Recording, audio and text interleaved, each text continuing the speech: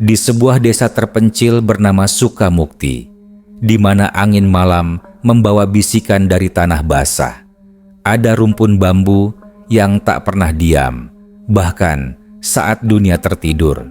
Warga bilang, kalau engkau dengar bambu beradu tanpa angin, berarti seseorang yang tak sempat dilepaskan sedang mencari tangan yang berjanji padanya dulu. Dan malam ini, janji itu akan ditagih.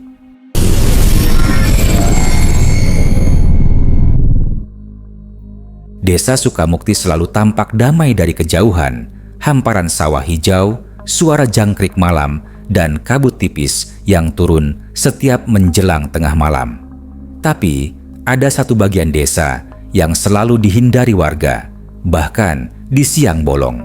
Rumpun bambu di tepi pemakaman tua. Tempat itu berdiri sunyi di pinggir jalan tanah, diapit pohon pisang dan batu nisan berlumut. Warga menyebutnya Bambu Sarto. Tak ada yang tahu siapa Sarto, tapi setiap anak kecil tumbuh besar dengan larangan sederhana dari orang tua mereka. Jangan main ke situ, nanti diikutin pocong. Asep tahu cerita itu sejak kecil, tapi ia tak pernah benar-benar percaya. Baginya, itu cuma cara orang tua menakuti anak-anak supaya tidak keluyuran malam. Kini ia sudah berumur 28 tahun, bekerja sebagai tukang kayu, dan baru saja pulang ke kampung setelah 2 tahun merantau ke kota. Namun, di malam pertama ia kembali, hal aneh mulai terjadi. Angin malam itu terasa berbeda, lembab, dingin, dan beraroma tanah basah. Asep berjalan melewati jalan setapak menuju rumah ibunya yang hanya berjarak 5 rumah dari pemakaman. Dari kejauhan, ia melihat rumpun bambu itu bergoyang, padahal angin hampir tak terasa di kulitnya. Suaranya beradu pelan. Tak, tak, tak, tak. Irama aneh, seperti seseorang mengetuk dari bawah tanah. Asep berhenti. Angin kali, gumamnya, tapi langkahnya melambat tanpa sadar. Dari selabatang bambu, tampak seperti ada kain putih menggantung, atau mungkin hanya plastik tertiup angin. Asep menyipitkan mata, menajamkan pandangan, namun malam sudah terlalu gelap. Ia menelan ludah, lalu melanjutkan langkahnya. Keesokan paginya, saat duduk di warung kopi milik Pak Darsa, kepala dusun yang sudah tua, Asep menyinggung soal rumpun bambu itu. "Pak, itu bambu dekat makam masih ada ya?" Dari dulu nggak ditebang-tebang. Pak Darsa menatapnya lama sebelum menjawab. "Masih, dan jangan coba-coba September, udah banyak yang kena." "Kena gimana?" "Dulu ada warga mau buka lahan buat bangun gubuk. Baru ditebang 1 batang, langsung jatuh pingsan. Besoknya mati. Katanya dia sempat ngigo minta dilepasin tali kafan." Asep tertawa kecil. "Ah, mitos aja itu, Pak. Mana ada tali kafan bikin orang mati?" Tapi Pak Darsa tak ikut tertawa. Ia hanya menggeleng pelan. "Kalau kamu dengar bambu itu beradu tanpa angin, berarti ada yang bangun. Udah, jangan penasaran." Namun rasa penasaran memang penyakit yang sulit disembuhkan. Sore itu, Asep duduk di depan rumahnya, menatap arah rumpun bambu yang samar di ujung jalan. Langit mulai jingga, suara azan maghrib menggema dari surau kecil. Ia berpikir, kalau benar cuma angin, kenapa warga segitu takutnya? Ia mengambil senter, lalu berjalan perlahan ke arah sana. Semakin dekat, hawa di sekitarnya terasa dingin menusuk. Suara serangga tiba-tiba hilang, digantikan oleh keheningan yang aneh.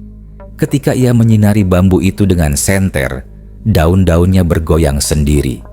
Perlahan, berirama, padahal udara terasa mati. Dan benar, di bawah batang bambu paling besar, Asep melihat gundukan tanah kecil tanpa nisan, hanya ditandai dengan batu dan kain putih kotor yang menjulur dari dalam tanah. Ia menunduk, ingin memastikan. Kain itu bergerak, sangat pelan, seperti ditarik dari bawah. Asep mundur satu langkah. Senter di tangannya bergetar. Dari sela bambu terdengar suara lirih. Sangat pelan, nyaris seperti desah napas.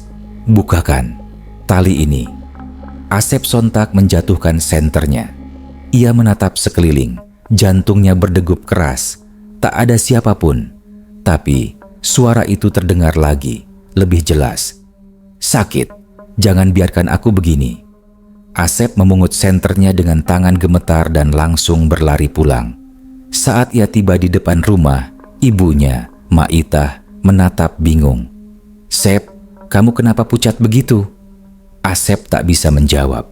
Ia hanya duduk di lantai, terengah-engah, dan berkata, pelan, "Mak, bambunya bicara."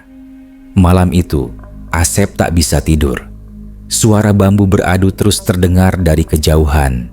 Ia menutup telinga dengan bantal, tapi bunyi itu justru makin dekat, seperti datang dari belakang rumahnya sendiri. Dan tepat pukul 2 dini hari, anjing-anjing di kampung menggonggong bersahutan, semua menghadap ke arah yang sama, ke arah rumpun bambu. Asep membuka jendela sedikit, mencoba mengintip. Di kejauhan, sinar bulan menembus kabut tipis, dan di antara batang bambu itu ada sesuatu berdiri tegak, putih, kaku, tidak bergerak. Tapi ketika angin berembus pelan, kepala sosok itu miring ke kanan, seolah menatap langsung ke arah Asep. Malam itu menjadi awal dari mimpi buruk panjang bagi Asep. Ia tak tahu suara tak itu bukan suara bambu beradu, melainkan suara tali kafan yang belum pernah dilepaskan. Malam di desa Sukamukti selalu sunyi, tapi malam itu terasa berbeda.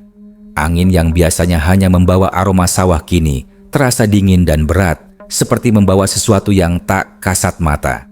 Di luar, bambu-bambu di tepi pemakaman beradu lembut. Tak, tak, tak, tak. Berirama seperti napas dari perut bumi. Asep belum tidur sejak kejadian itu. Senter yang ia jatuhkan masih tergeletak di atas meja, dan pikirannya berputar-putar di kalimat yang ia dengar tadi sore. "Bukakan tali ini." Ia menatap langit-langit rumah, mendengar detak jam berdetak cepat, lalu melihat ke arah jendela yang menghadap ke kebun belakang. Angin sepoi menggerakkan tirai, dan di sela-selanya ia seperti melihat bayangan putih melintas cepat. Asep menelan ludah. Tubuhnya berkeringat dingin meski malam itu udara menusuk. Akhirnya ia berdiri, menyalakan lampu minyak dan mengetuk kamar ibunya. "Mak," suaranya serak. Mak Itah membuka pintu setengah mengantuk. "Kenapa, Sep?" Asep menatap ibunya lama. "Mak, aku kayaknya ngelihat sesuatu di dekat bambu itu." Mak Itah menghela napas berat. "Udah, jangan mikirin yang enggak-enggak. Dari dulu tempat itu memang enggak beres. Mak juga udah sering dengar suara aneh kalau malam Jumat Asep mendekat. Tapi Mak, suaranya ngomong, minta dilepasin tali kafan. Mak tahu enggak siapa yang dikubur di situ?" Mak Itah diam sejenak, lalu menatap lantai. "Dulu, waktu kamu masih kecil, ada orang bernama Sarto. Dia bukan orang sini, tapi numpang tinggal di rumah kosong dekat sawah. Nggak punya keluarga, kerja serabutan. Orangnya pendiam, tapi baik.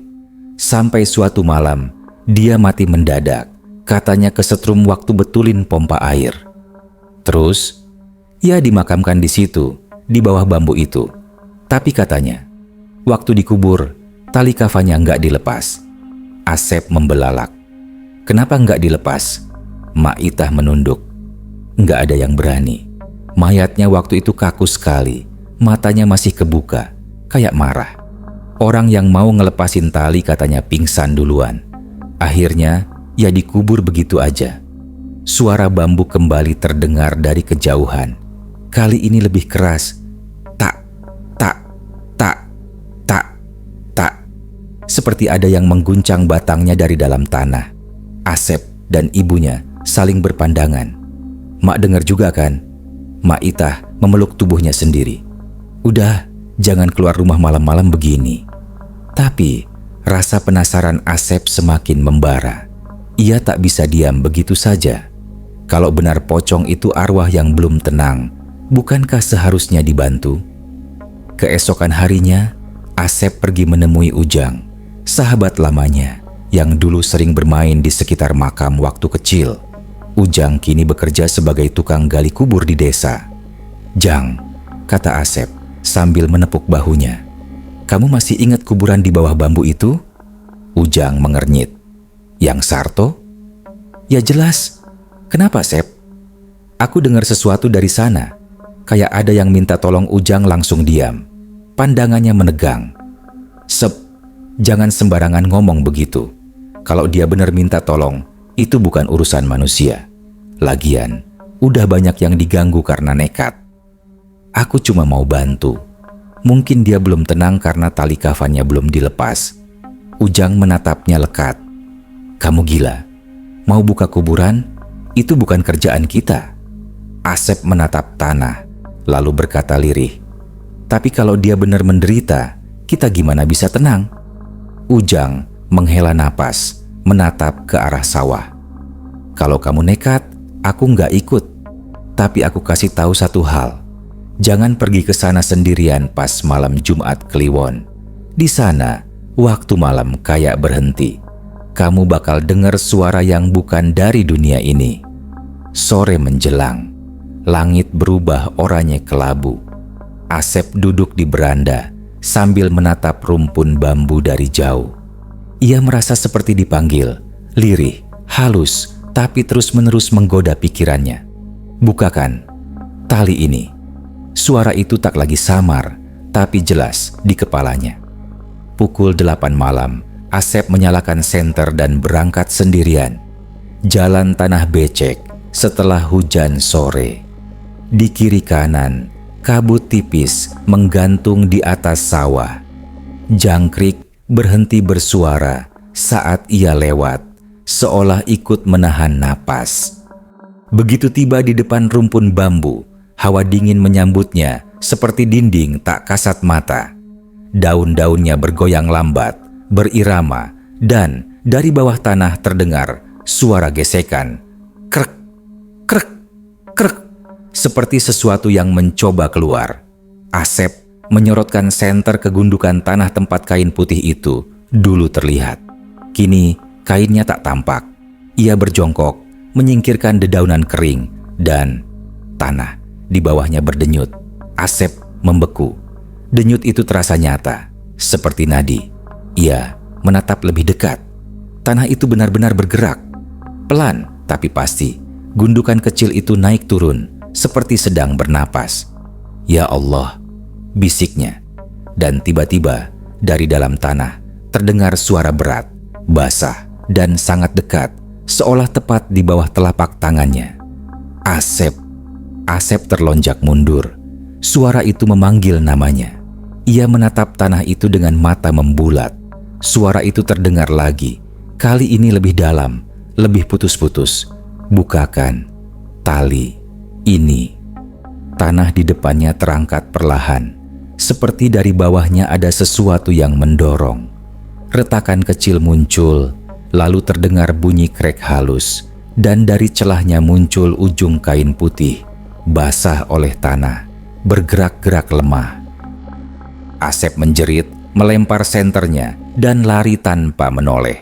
Ia baru berhenti ketika sampai di halaman rumah. Terengah-engah, seluruh tubuh gemetar. Dari kejauhan, dari arah pemakaman, terdengar sekali lagi bunyi bambu beradu keras dan panjang. Tak, tak, tak, tak. Seperti ada sesuatu yang akhirnya berhasil berdiri. Asep tak tahu, malam itu bukan lagi cuma suara dari bawah tanah. Sesuatu sudah benar-benar keluar. Malam itu, udara di desa Sukamukti seperti membeku. Tidak ada suara jangkrik, tidak ada hembusan angin. Seolah seluruh alam menahan napas bersama Asep. Ia berdiri di depan rumah, tubuhnya gemetar, mata menatap kosong ke arah rumpun bambu yang samar di kejauhan. Suara itu masih terngiang di telinganya. Berat, serak, seperti datang dari tenggorokan yang penuh tanah. "Asep, bukakan tali ini." Tubuhnya masih terasa lemas, nafasnya tersengal dan peluh dingin membasahi tengkuknya. Ia berusaha menenangkan diri, tapi dadanya terus berdebar seperti ada sesuatu yang menekan dari dalam. Mak Itah yang terbangun karena mendengar teriakannya keluar rumah dengan wajah cemas. "Asep, kamu kenapa lagi malam-malam gini?" Asep hanya bisa menunjuk ke arah pemakaman.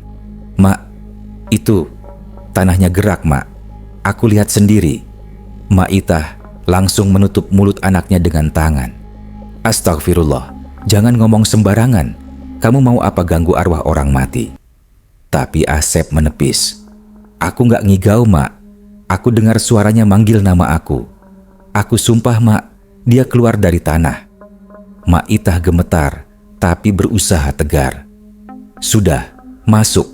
Besok kita ke rumah Pak Darsa. Biar beliau yang urus." Pagi datang dengan langit kelabu. Udara masih terasa berat. Asep duduk di kursi bambu, menatap secangkir kopi yang tak tersentuh. Matanya merah karena tak tidur semalaman. Tak lama kemudian, Pak Darsa datang bersama Ujang. Mereka menatap Asep dengan pandangan penuh tanya. "Sep," kata Pak Darsa hati-hati, "Mak Itah cerita kamu lihat sesuatu di makam Sarto, betul?" Asep mengangguk pelan. "Coba jelaskan pelan-pelan." Asep menceritakan semuanya. Suara dari dalam tanah, kain kafan yang bergerak, hingga tanah yang berdenyut. Tak ada satupun yang ia lewatkan. Setelah ia selesai, Pak Darsa mengusap wajahnya.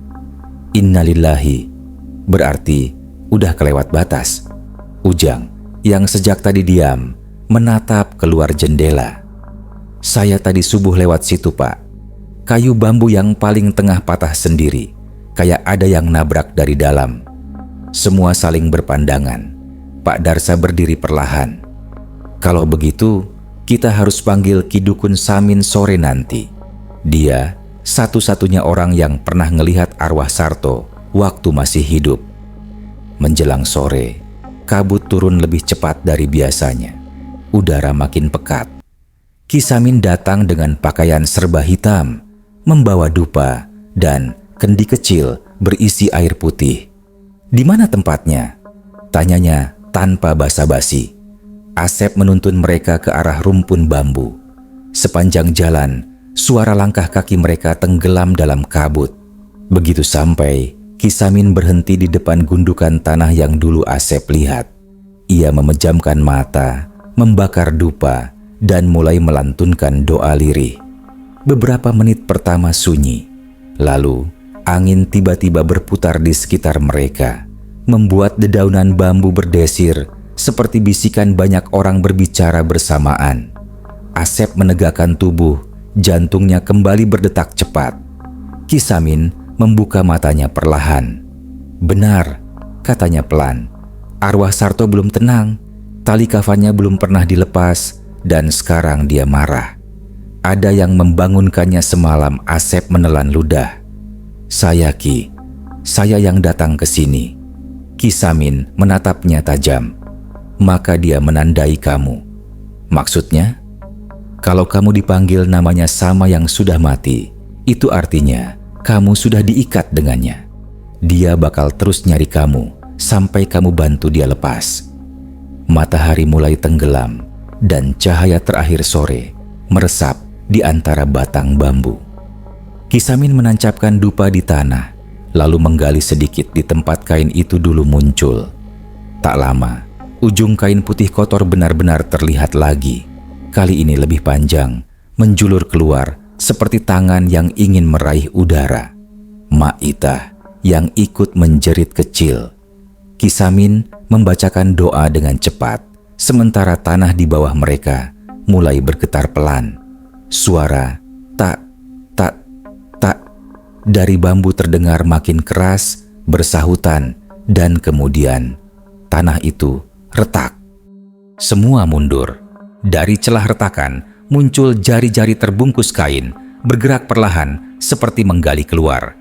Asep membeku di tempatnya, sementara Ki Samin berteriak, "Jangan panik, jangan lari, dia cuma mau keluar." Tapi suara itu datang lagi, berat, serak, dan kali ini jelas berasal dari celah tanah itu. Sep. Tali kafan yang membungkus jari itu terurai sedikit demi sedikit. Dari bawah muncul kepala terbungkus kain, bergoyang pelan, lalu seluruh tubuhnya terangkat setengah dari tanah. Sosok pocong itu berdiri dengan posisi miring, kepalanya tertunduk, tubuhnya masih kaku dan berlumur tanah. Ki Samin bergegas memercikan air dari kendi ke arah sosok itu sambil berzikir, tapi seolah tak mempan. Pocong itu mengangkat kepalanya perlahan, menoleh langsung ke arah Asep. Meski wajahnya tertutup kain, Asep tahu betul mata di balik kain itu terbuka. Tali di sekitar lehernya mulai terurai sendiri, dan dari celahnya terdengar suara yang membuat darah siapapun beku. "Kenapa? Kau bangunkan aku." Asep mundur beberapa langkah, tapi pocong itu meloncat sekali, menghantam tanah keras-keras, dan bambu di sekitarnya ikut bergetar hebat. Dupa padam. Udara langsung dingin membekukan. Ki Samin menjerit, lari semuanya. Mereka kabur ke arah jalan desa. Tapi Asep sempat menoleh sekali lagi. Di antara kabut dan batang bambu yang berayun pelan, ia melihat pocong itu berdiri tegak, kepala miring, menatapnya dari jauh. Malam itu, seluruh desa Sukamukti mendengar suara yang sama. Tak, tak, tak, tak, tak, tak, tak. Suara bambu beradu keras, seolah ribuan tangan mengetuk dari dalam tanah. Dan sejak saat itu, setiap kali Asep melewati jalan dekat pemakaman, ia bisa mendengar langkah-langkah pelan mengikutinya dari belakang, loncatan tanpa suara, tapi berat seperti tanah basah yang mengangkat diri. Malam di desa Sukamukti kembali tenang, tapi hanya di permukaan. Bagi Asep, malam itu seperti menunggu sesuatu yang tak bisa dihindari. Sejak kejadian di rumpun bambu, ia tak lagi bisa tidur nyenyak. Tiap kali memejamkan mata, suara bambu beradu datang lagi. Tak, tak, tak, tak. Lambat, berirama, seperti detak jantung yang sudah bukan miliknya sendiri. Ia mencoba menenangkan diri. Ki Samin sudah menasihatinya sore tadi sebelum pulang. "Jangan sendirian, Sep. Kalau dengar suara itu lagi, jangan jawab. Apapun yang terjadi, jangan menoleh." Asep berjanji akan patuh, tapi malam selalu punya cara membuat janji manusia pecah. Sekitar tengah malam, suara ayam jantan berkokok lebih awal dari biasanya. Asep yang terlelap setengah sadar terbangun oleh bunyi itu. Rumah terasa sangat dingin, seperti udara dari luar masuk tanpa celah. Ia menatap langit-langit, lalu mendengar sesuatu dari dapur. Suara benda jatuh pelan. Klak, klak, klak. Ia bangun, berjalan perlahan. Lantai kayu berderit di tiap langkah. Di dapur, lampu minyak bergoyang karena angin dari jendela yang entah kapan terbuka. Dan di bawah cahaya redup itu, di dinding dekat pintu, ada bekas lumpur. Garis-garis memanjang dari lantai ke atas seperti bekas tangan yang basah tanah. Asep tertegun. Ia mendekat, menyentuh sedikit, dingin, baru. "Mak," panggilnya pelan. Tak ada jawaban. Ia menoleh ke arah kamar ibunya, tapi langkahnya terhenti. Dari luar rumah, terdengar suara langkah berat yang menyeret. Bukan langkah manusia berjalan, tapi sesuatu yang seolah berpindah dengan hentakan dan jeda. Duk, duk, duk. Langkah itu berhenti tepat di depan rumah. Asep berdiri di ruang tengah, menahan napas. Lampu minyak bergetar makin hebat, nyaris padam. Suara itu diam, lama sekali. Lalu dari balik jendela, terdengar sesuatu seperti tarikan napas panjang dan berat, bercampur aroma tanah basah. Ia ingat pesan Ki Samin, jangan menoleh. Tapi rasa penasaran menekan dari dalam kepala, seperti bisikan halus yang memaksa. "Lihatlah aku, Sep." Asep menutup telinganya, tapi suara itu bukan datang dari luar, melainkan dari dalam pikirannya sendiri. Ia mundur beberapa langkah, menabrak meja, lampu minyak jatuh, nyalanya padam. Rumah langsung gelap gulita. Dalam gelap itu, sesuatu terdengar bergeser di lantai, sangat pelan. Krek, krek, krek. Asep tahu ia tak sendirian. Pagi datang dengan cepat, tapi cahaya matahari tak mampu menenangkan perasaan aneh yang menggantung di rumah mereka. Mak Itah menemukan bekas lumpur di pintu dapur dan teriak kecil. "Sep, ini apa?" Asep hanya diam. Ia tak ingin menceritakan semuanya lagi. Namun, yang membuat bulu kuduknya berdiri adalah bekas jejak tanah yang berlanjut dari dapur ke ruang tengah, lalu berhenti tepat di depan kamarnya. Pak Darsa datang setelah mendengar cerita dari Mak Itah. Ia menatap bekas itu lama. "Ini bukan jejak biasa," katanya pelan. "Tanahnya basah seperti dari liang kubur." Ujang yang ikut menunduk. "Kayak lumpur makam bagian belakang, dekat bambu." Mak Itah langsung menutup mulutnya, takut mengucapkan nama tempat itu. Asep hanya menatap ke lantai, tenggorokannya kering. "Dia datang ke rumah, Pak." Sore hari, Kisamin kembali. Ia membawa segenggam garam, air doa, dan seikat daun sirih. "Dia belum tenang," katanya. "Tapi dia juga bukan ingin menyakiti. Arwah itu hanya ingin diselesaikan urusannya." "Urusan apa?" tanya Asep. Kisamin memandangi bambu dari kejauhan. Ada tali kafan yang belum dilepaskan dan ada janji yang belum ditepati. Asep mengerutkan dahi. "Janji?" Kisamin tidak menjawab langsung. Ia menatap mata Asep dalam-dalam. "Sarto dulu mati sendirian, September. Tapi waktu masih hidup, dia pernah nolong orang. Katanya, kalau ia meninggal, tolong lepaskan tali kafannya dengan tangan orang yang pernah ia bantu. Kau tahu siapa orang itu?" Asep geleng kepala. Kisamin menghela napas panjang. "Mak Itah tahu." Mak Itah terkejut. Tapi saya..." Kisamin mengangguk. "Kau pernah sakit keras waktu muda kan? Sarto yang menolongmu.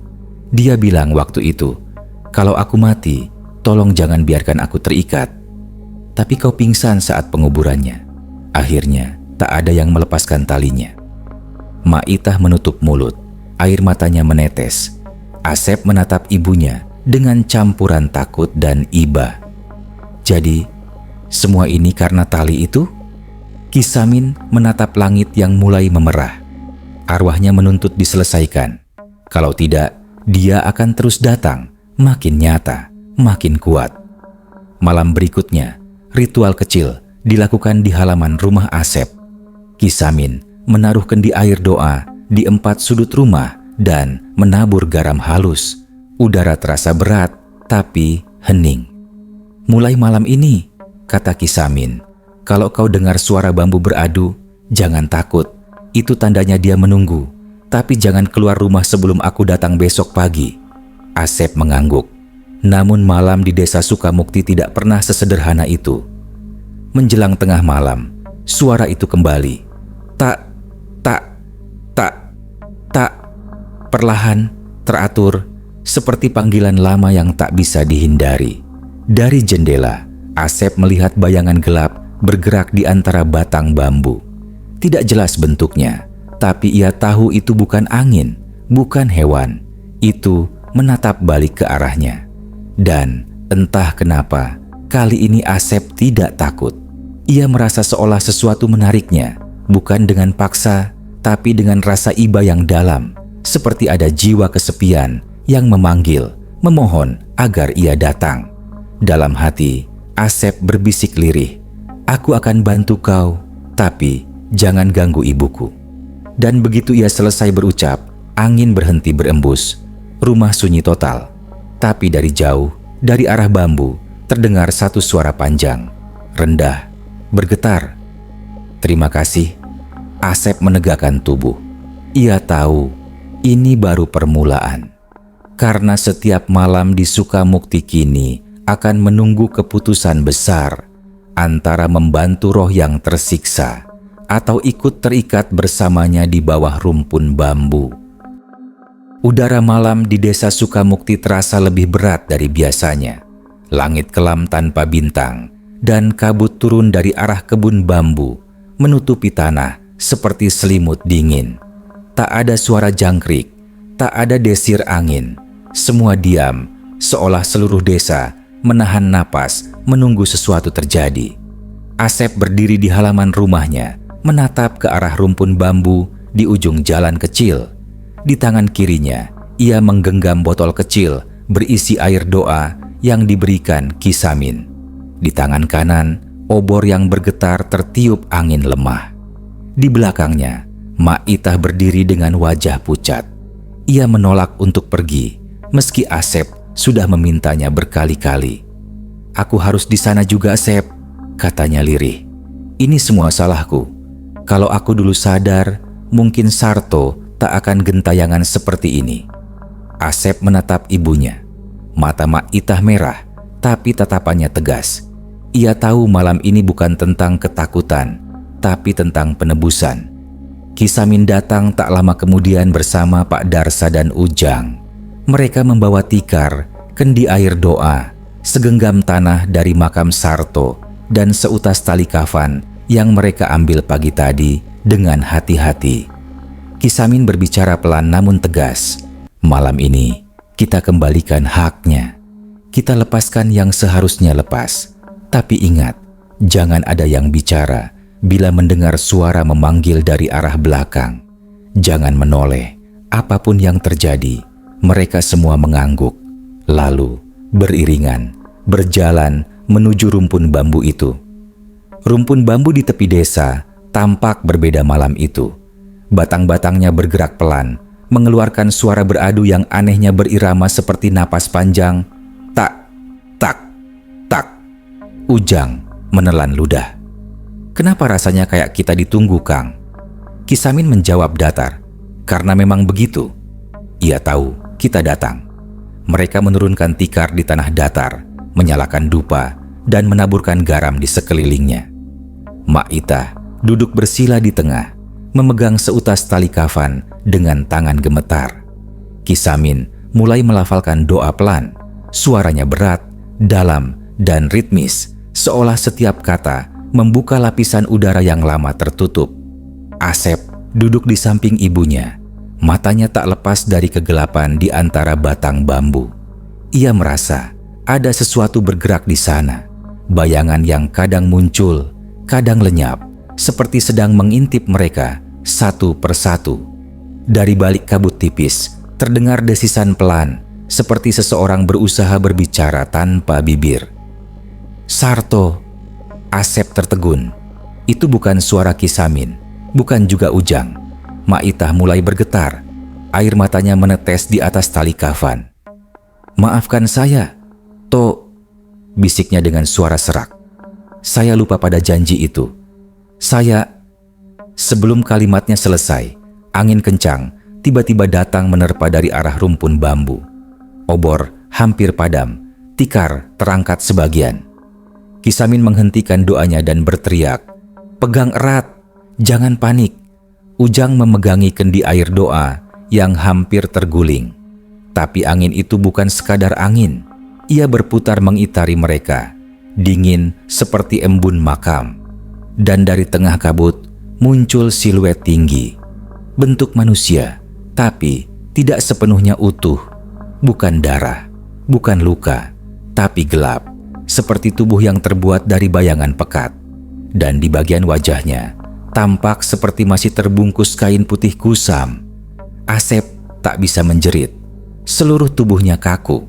Sosok itu berdiri di antara bambu, diam, tapi matanya, meski tak terlihat jelas, terasa menatap tepat ke arah mereka.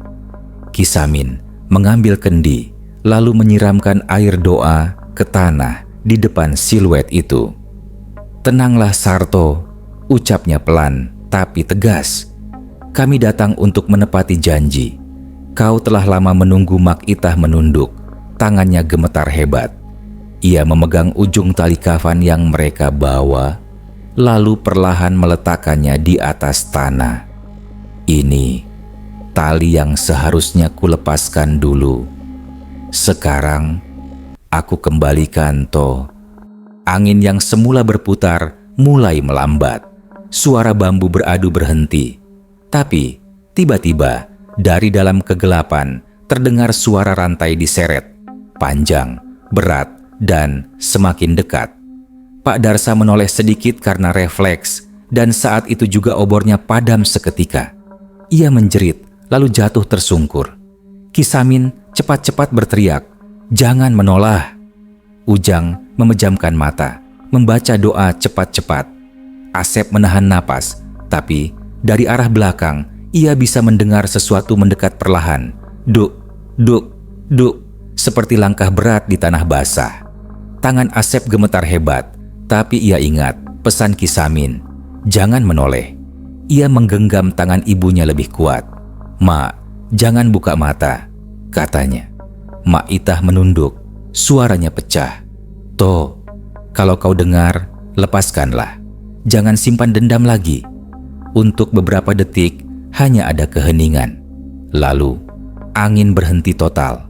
Dari arah depan, muncul hembusan napas pelan, seperti bisikan yang keluar dari balik tanah. "Sudah, lepas." Dan dalam sekejap, tali kafan di tangan Mak Itah terurai dengan sendirinya, jatuh ke tanah dan hilang seperti terbakar udara. Bau wangi tanah basah menguar, bercampur aroma dupa. Tikar berhenti bergoyang. Sosok gelap di antara bambu perlahan memudar. Tak ada jeritan, tak ada cahaya aneh, hanya sunyi yang dalam, seperti sesuatu yang akhirnya menemukan jalan pulang. Kisamin menunduk. "Sudah selesai," katanya lirih. Arwahnya tenang. Mak Itah menangis tanpa suara. Asep memeluk ibunya erat. Ujang dan Pak Darsa masih gemetar, tapi perlahan mulai menatap sekeliling. Langit mulai berubah, kabut menghilang, dan bintang muncul satu persatu. Mereka berjalan pulang menjelang subuh. Di belakang, rumpun bambu itu tampak tenang untuk pertama kalinya dalam beberapa minggu. Namun, saat mereka sampai di depan rumah, Asep berhenti sejenak. Ia menoleh sekali ke arah bambu yang jauh di ujung sana. Dalam redup cahaya pagi, ia sempat melihat sesuatu, bayangan samar seperti seseorang berdiri di antara batang bambu, menatap ke arahnya, lalu mengangkat tangan pelan, seolah berterima kasih. Asep hanya tersenyum kecil dan berbisik pelan, "Semoga kau benar-benar tenang sekarang, toh." Tapi di dalam hatinya, entah kenapa, ia tahu malam terakhir itu bukan akhir dari semuanya. Karena setiap kali angin bertiup melewati bambu, masih terdengar samar suara beradu. Tak, tak, tak, tak. Seolah mengingatkan bahwa di dunia ini, janji manusia pada arwah tak pernah benar-benar hilang. Sudah 2 minggu berlalu sejak malam penebusan itu.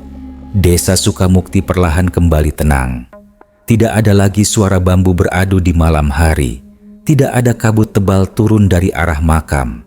Dan yang paling melegakan, tidak ada lagi jejak lumpur di sekitar rumah Asep.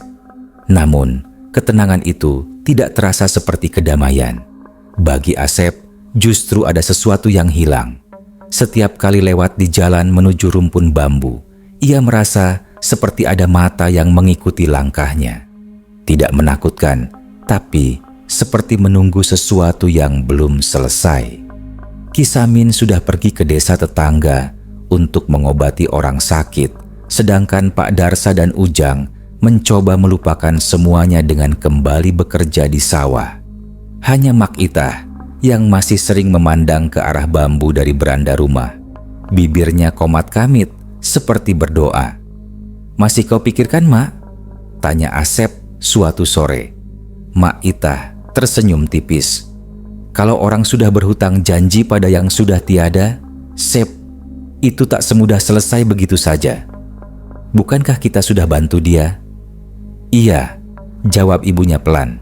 "Tapi kadang arwah tak pergi sendirian. Kadang ada yang ikut terbuka jalannya." Kalimat itu membuat dada Asep dingin tanpa sebab. "Maksud Mak, ada arwah lain?" Mak Itah tak menjawab. Ia hanya menatap bambu di kejauhan, matanya sayu. Malam itu, hujan turun deras. Asep sedang duduk di kamar, menulis daftar kebutuhan sawah di kertas. Tiba-tiba, listrik padam. Hanya suara hujan dan gemuruh yang terdengar. Ia menyalakan lampu minyak. Api kecil menari, menciptakan bayangan di dinding. Tapi, di antara suara hujan, ia mendengar sesuatu lagi. Pelan, seperti suara seseorang berlari di halaman rumah. Duk, duk, duk. Ia berhenti menulis, menajamkan telinga. Lalu terdengar lagi, kali ini lebih dekat, seperti langkah kaki di tanah becek. "Ujang?" panggilnya dari dalam. Tak ada jawaban. Ia berjalan ke ruang tengah, membuka pintu perlahan. Hujan masih deras. Dalam remang cahaya obor di beranda, halaman rumah tampak kosong. Hanya air yang mengalir di tanah, membentuk genangan kecil. Tapi di pinggir halaman, dekat batang pohon pisang, ada bekas kaki. Satu saja, dalam dan mengarah ke arah rumpun bambu. Asep menelan ludah. Bekas itu besar, tak mungkin milik manusia biasa.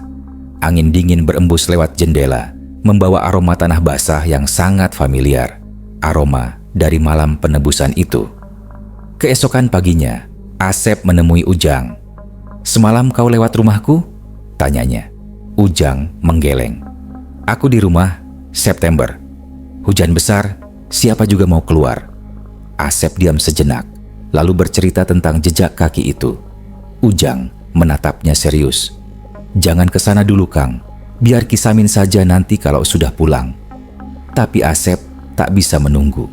Ada rasa penasaran bercampur perasaan bersalah yang menekan dadanya.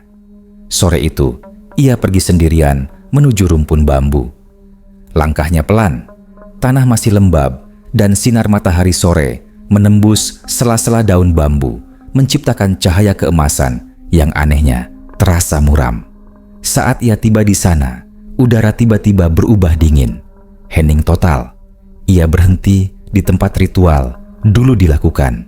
Bekas dupa masih ada, sebagian tanah di situ lebih hitam dari sekelilingnya. Ia menunduk, dan di tengah tanah itu terlihat sesuatu yang terbenam sebagian. Asep jongkok, menyibak daun-daun kering. Matanya membulat. Benda itu adalah sebuah gelang rotan kecil dengan ukiran nama samar. Asep, tangannya bergetar. Ia tidak pernah punya gelang seperti itu. Tapi, bagaimana bisa ada namanya di situ? "Kau menepati janji." Asep mendongak cepat. Tidak ada siapapun. Tapi, suara itu terdengar jelas, bukan dari arah bambu, melainkan dari belakang telinganya sendiri. "Sekarang, giliranmu."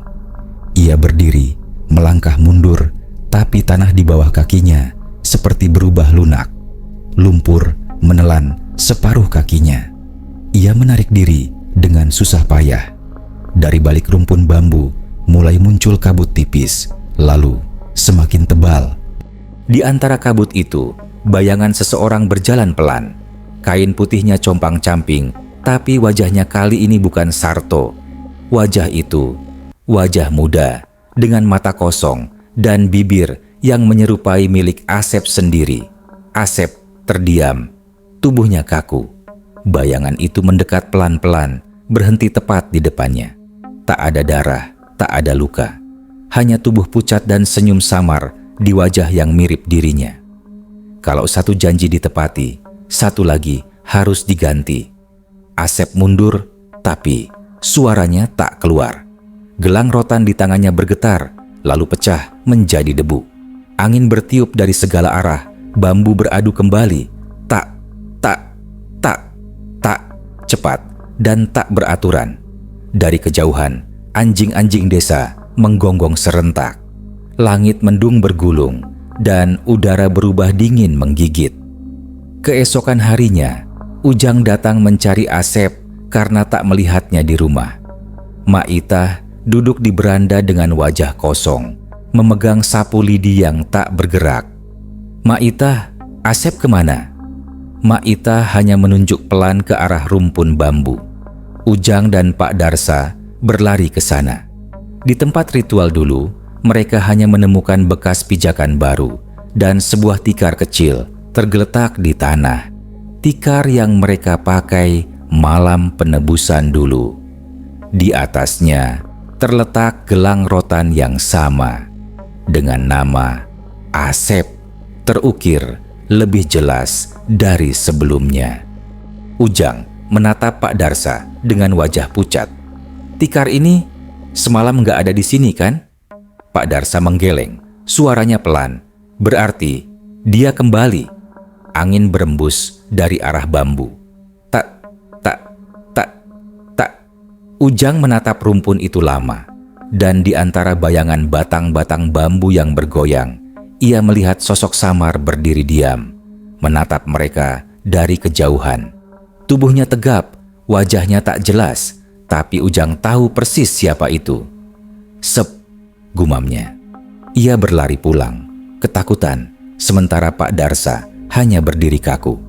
Langit sore berubah abu-abu, dan di dalam rumah, Mak Itah masih duduk diam, menatap ke arah bambu yang mulai gelap tertutup kabut sambil berbisik lirih. Kalau bukan dia, lalu siapa yang mengetuk pintu tadi malam? Kini desa Sukamukti kembali tenang, tapi tiap kali angin lewat di antara bambu, suara itu masih terdengar, pelan, berirama, tak. Orang bilang, itu cuma angin. Tapi bagi yang pernah berjanji pada yang mati, mereka tahu, bukan angin yang memanggil. Itu adalah janji yang belum selesai.